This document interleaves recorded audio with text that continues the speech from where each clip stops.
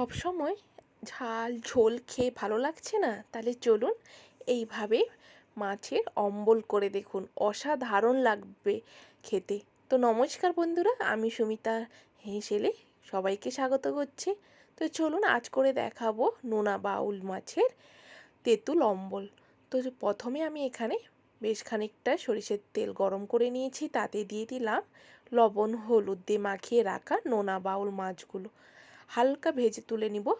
আর হ্যাঁ বন্ধুরা, আপনারা যদি পারেন ডিপ করেও ভাজতে পারেন, খুব শক্ত করে লাল লাল করে, কিন্তু টকে একটু হালকা ভাজাটাই বেশি ভালো লাগে।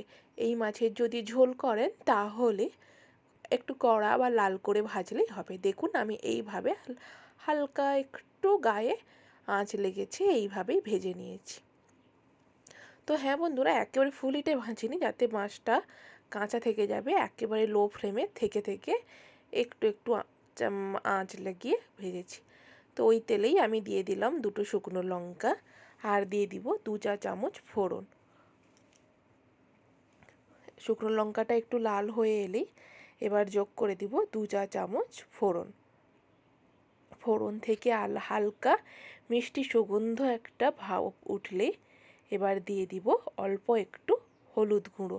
হলুদ গুঁড়ো দেওয়ার কারণ হলো বন্ধুরা, যাতে কালারটা অসাধারণ আসে। আপনারা একবার এইভাবে করে দেখবেন, কালারটা কিন্তু অসাধারণ আসবে।